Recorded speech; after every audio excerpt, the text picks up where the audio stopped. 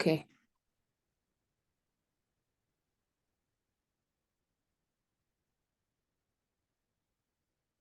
Okay, I think you can start. Okay, thanks. Guys, if you have anything to add, anything to correct, please just unmute.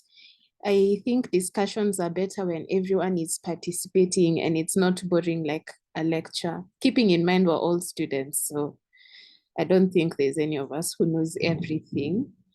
So CKD is like the most common thing you will see in Ward 7A. 7A normally has mostly a lot of older people, middle-aged to older people. And I'd say the ratio is almost equal, males to females in our setting. So in its definition, it's the structural or functional abnormality of the kidney for more than 3 months.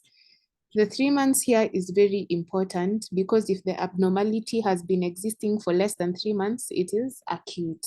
More than 3 months, it is chronic. And note that the abnormality can either be in the structure or in the function. In the structure, say for congenital cases where the kidney is malfunctioning, it can cause CKD. And most of the time, we see an abnormality in the function. So a lot of times the kidneys are not filtering things, or maybe they're hyperfiltrating and things like that. So there's mostly decreased glomerular filtration rate. I say mostly because there are cases where the glomerular filtration rate can be normal, but there are abnormalities in the urine, the abnormalities in the blood, and abnormalities on imaging. So although GFR is very, very important, it's not everything, let me say, because in urine, sometimes you can have a lot of albumin. And in blood, sometimes you can have a lot of creatine, which is not being filtered out by the kidney and is being retained by the blood. And like in imaging, sometimes, like in an ultrasound, you'll see that the kidney has kind of become sclerosed when there's been damage existing for a really long time. The kidneys can become sclerosed and then they become tinier than they should be. So this is, well, know the anatomy. It is between T11 and L3, approximately 11 to 15 centimeters. If you're in Ward 7A, you know this is a question that is asked almost every ward round. What is the normal size of the kidney? 11 to 15 centimeters is the answer. But usually the right kidney is slightly smaller than the left. That's because of the liver. But even if the right kidney is smaller than the left, it should not be larger than 1.5 centimeters smaller. Does that make sense? Like the right kidney and the left kidney, their difference should not be more than 1.5 centimeters. Right. And so as we look at the anatomy of the kidney, let us also remember its functions, because to know the abnormalities, we have to always recall the normal functions. The kidney is involved in excretion of waste substances. It also secretes erythropoietin, which is an important blood builder. It has a role in the renin, angiotensin, aldosterone system, so many things. So we have to keep all this in mind.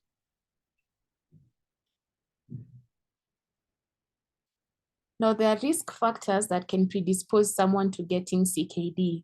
Always, all the time, when you're asked about risk factors, consultants like it when you group your answers so that they see that you can think logically.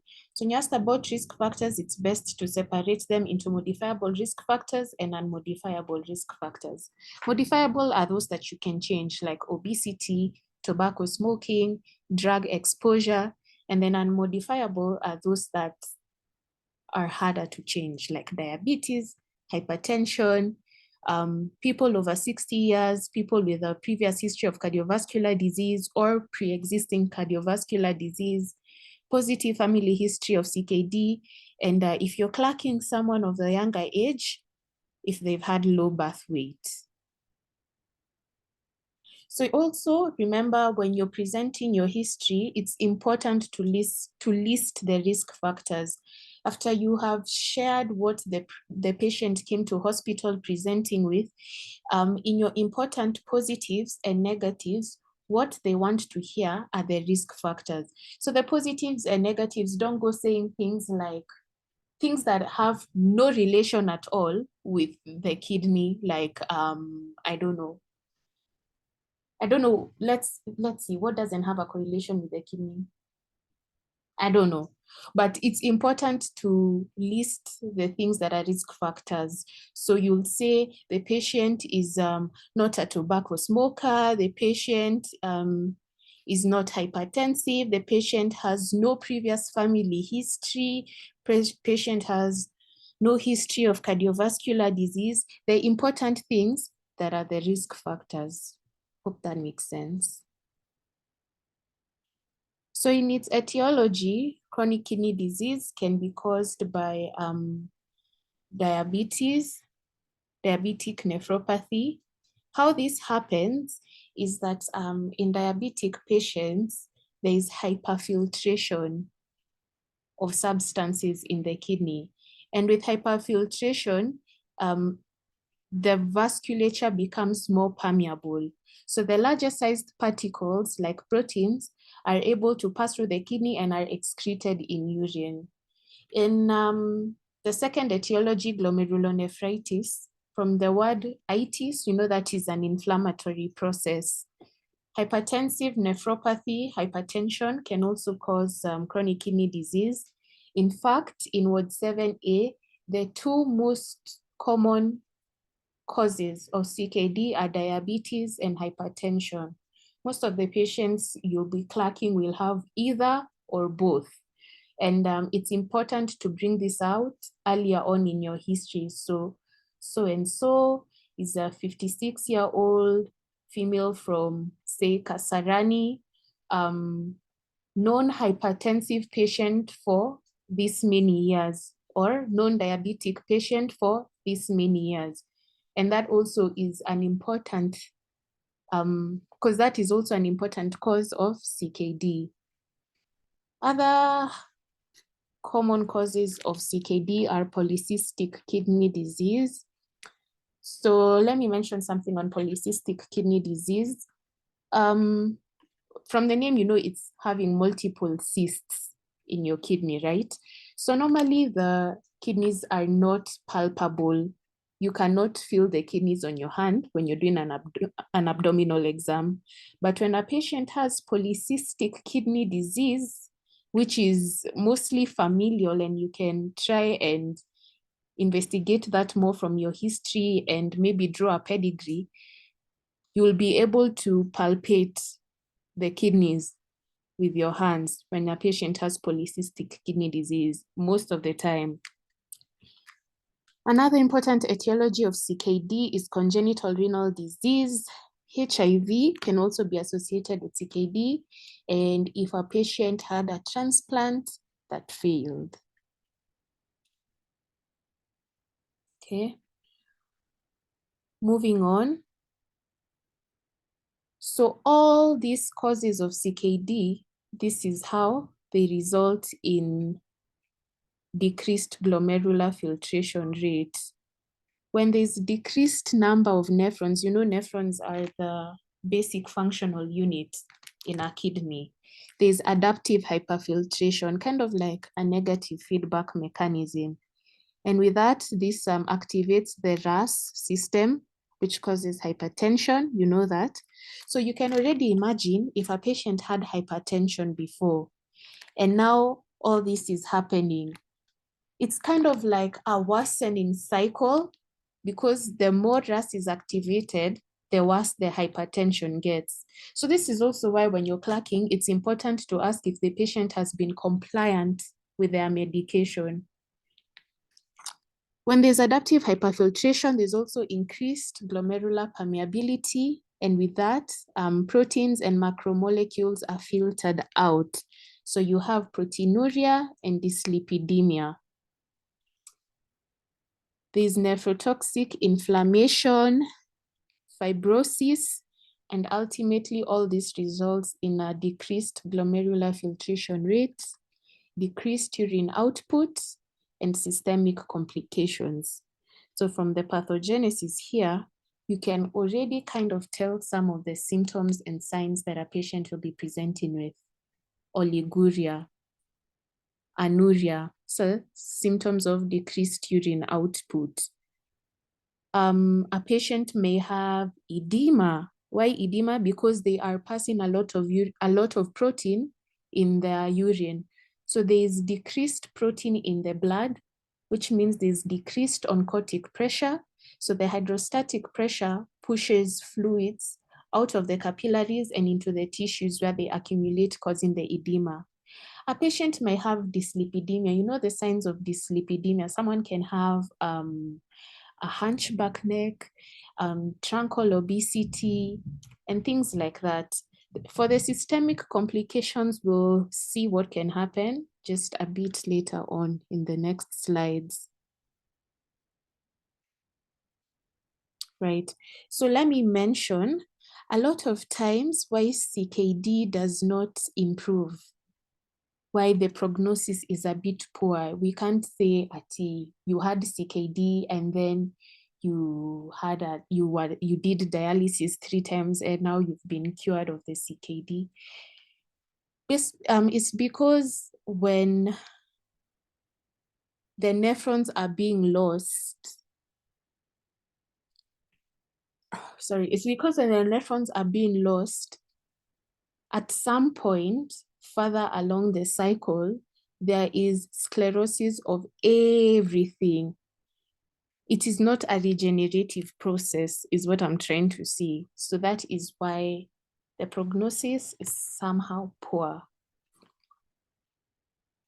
So for the clinical presentation, how I like to look at clinical presentation, instead of listing down and trying to cram many signs and symptoms, I think it's important to think about it according to the function of that organ. Because diseases don't read textbooks. So if you try and cram a list of signs and symptoms, it may not always work well. So here, sorry, I can't seem to find the perfect place.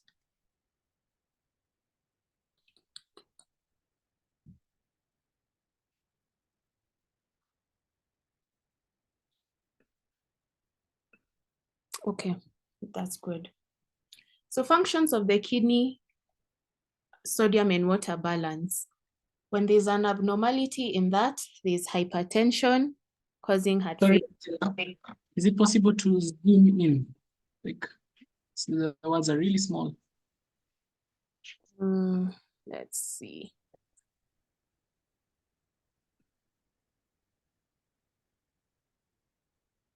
Yeah, I think that's better.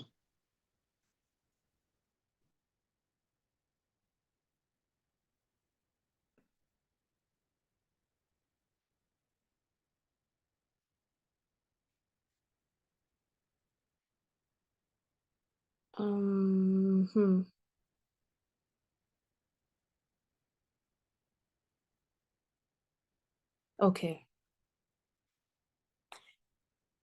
So for clinical presentation, you will never, ever, ever, ever go wrong if you try and think of it in terms of the normal functions of that organ. So for the kidney, which is has a role in sodium and water balance, when there's an abnormality in that, there is increased vascular volume, which can manifest as edema or heart failure. When the potassium balance, or let me say the electrolyte balancing function of the kidney is impaired, a patient can present with hyperkalemia. I hope you guys remember the signs and symptoms of hyperkalemia, hypocalcemia, what else? Calcium, potassium, and sodium, and hypernatremia, hyponatremia. All these are important. When a kidney has an impaired function in elimination of nitrogenous waste, there is uremia. And uremia is very important in our case because a lot of patients normally come in with signs of uremia. Uremia is interesting because it can affect your heart, where you have pericarditis. It can affect your gut, your gastrointestinal system. So a patient will come in with like abdominal pain, diarrhea, vomiting, things like that. Think of uremia. Skin disorders. When it's being deposited in the skin, you can feel itchy and have pruritus. There'll also be impaired immune function, bleeding and coagulopathies, sexual dysfunction like low libido, erectile dysfunction, things like that, and neurologic manifestations.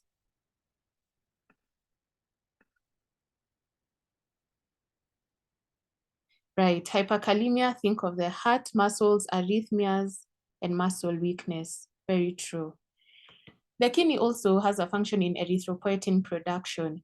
In fact, that is why when a patient is undergoing dialysis, they are normally given EPO. EPO is erythropoietin, just to compensate for what the kidney is not producing. So if a patient's erythropoietin production is impaired, they'll have anemia. You know the signs and symptoms of anemia. There are so many, and you can find them in your exam, your general exam. The things you check in the hand, the things you check in the eyes, and all that. And the acid-base balance can have, if this is impaired, a patient may have metabolic acidosis. Think of the signs of metabolic acidosis. And with dysfunction of activation of vitamin D, there can be osteodystrophies, maybe a lot of bones breaking, a lot of bone pain, things like that. So this is just to say signs and symptoms, they don't follow a textbook. A patient may not have all these, they might have only one. Or a patient may even have all this and more. The thing with the kidney is that it affects literally every other system in your body. When your kidney is not okay, your heart is not okay. Kidney is not okay, even you can have GI manifestations with uremia. So it's, yeah, just use your, what can I say, wisdom to decipher. So investigations, when you're asked what investigations you can do, it's always best to, again, classify. There's lab investigations and imaging investigations. Under lab investigations, you want to do a complete blood count. Here, it's important to look at the level of red blood cells. Remember, if APO production is impaired, a patient may have anemia. If the underlying cause of the CKD is an inflammatory process, you'll have things like white blood cells being raised. If there's uremia, uremia can cause coagulopathies and a lot of bleeding. Your platelet numbers may also be dysfunctional. Number 2 is UECs. The kidney has a function in maintaining electrolyte balance. When it's not functioning properly, you can find that things like your potassium have been raised. Your creatine has also been raised, and we'll see this in the next slide. Creatine is very important in staging CKD. 3, you can do a urinalysis. Urinalysis, you can find things like protein in your urine.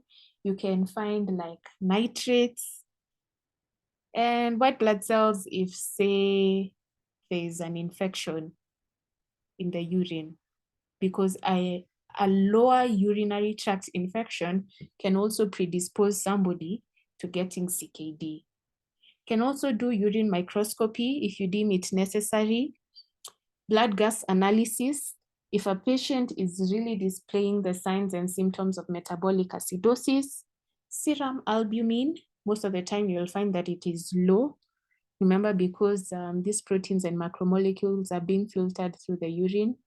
And lipid profile lipid profile may also be deranged because of dyslipidemia that happens when protein is in low amounts in the blood.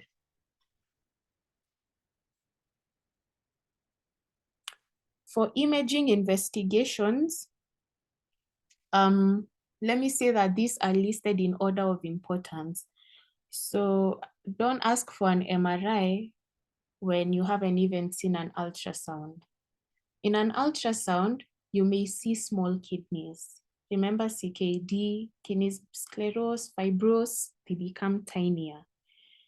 You can also see cysts in an ultrasound, like this would be important if a patient has polycystic kidney disease.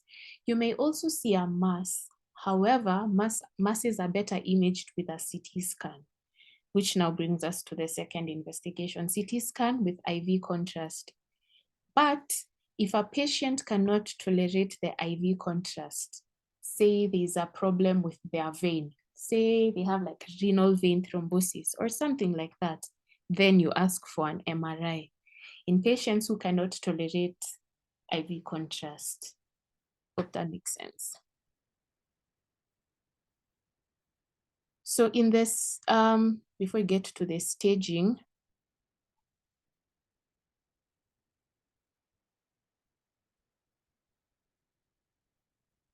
you can do a renal biopsy if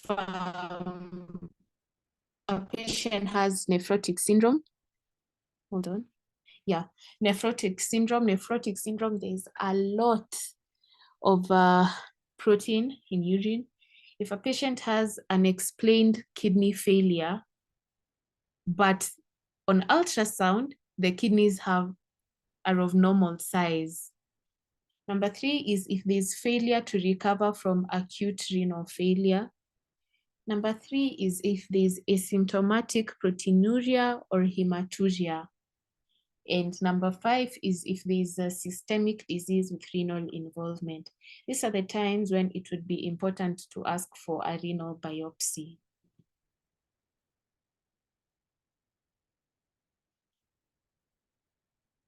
So I think if you were to forget everything about this whole presentation and remember one thing, please just remember how to stage CKD. It's a very commonly asked question. If you land in 7A, you know for sure you're going to be asked how to stage CKD. So let me just scroll up where you can see the entire table.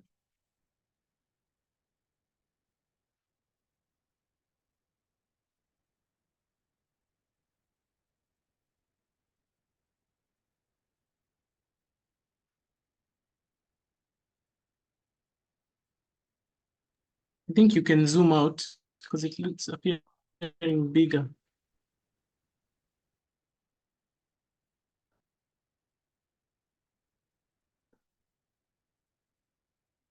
Okay, I think that's better now. It's at 100.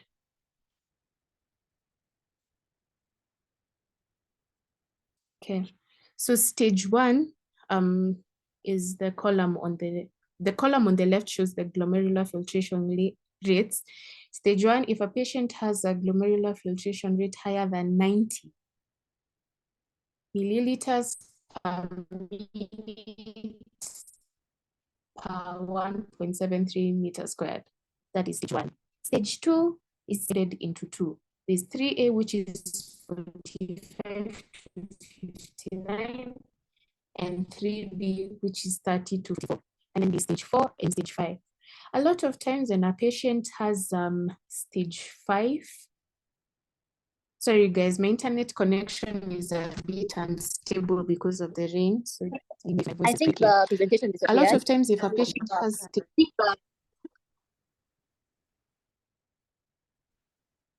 sorry, it's disappeared. You still can't see it? Yeah, we can.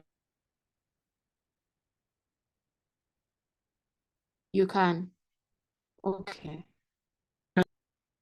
Can see your presentation. Yeah, Oh, now I yeah, can. you can see it now. All right.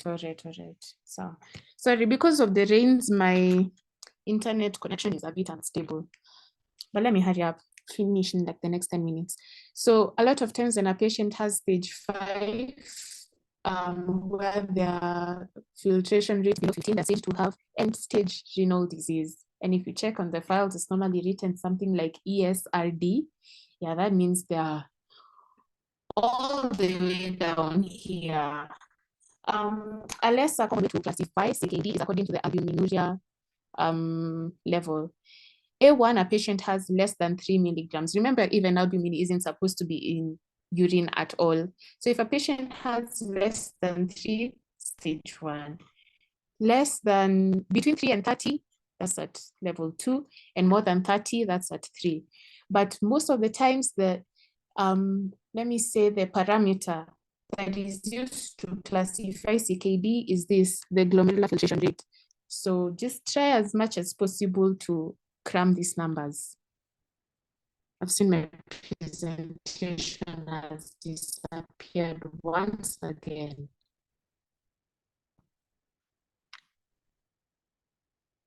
Okay.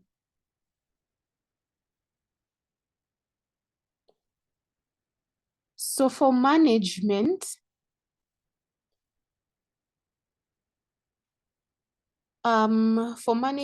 first important thing would be to treat the pathologic manifestation. If a patient has come in with signs of anemia, give them things that will increase the level of the red blood cells in their body.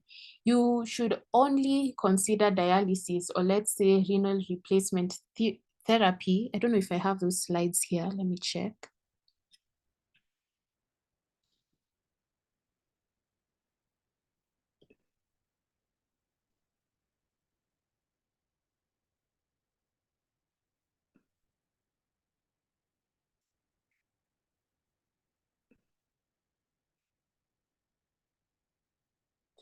Okay, I can't find it, but I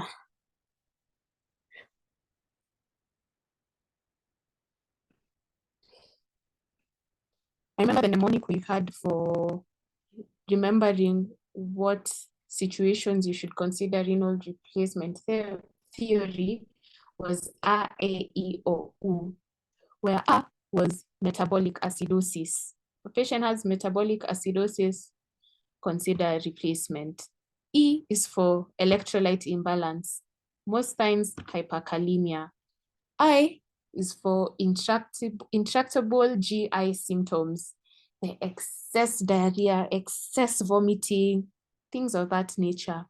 O was for fluid overload. Any a patient has serious anasaka, their whole body is puffed up, their legs are really swollen, consider replacement theory. And lastly, U was for uremia. Remember again, uremia can manifest in so many ways. Uremia can manifest in the skin, neurologic symptoms, pericarditis, GIT, all of them. So yeah, I think that's it I have for CKD.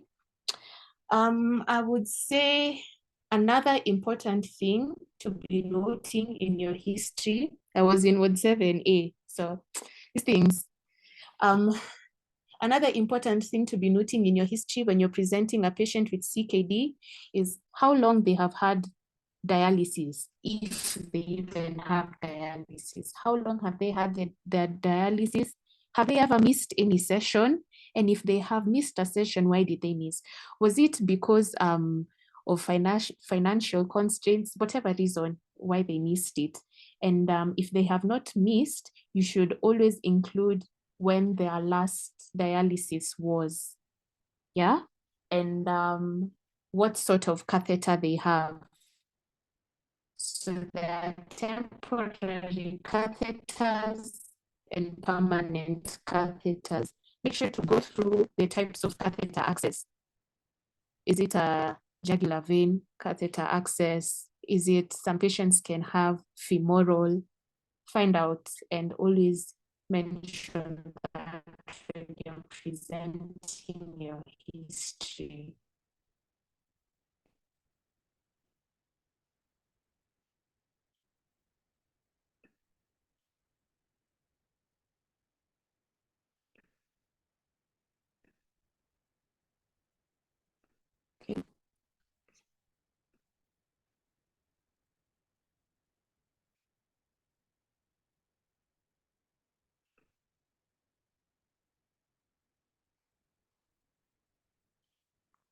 Yeah, so I think that is it for CKD. Does anyone have a question or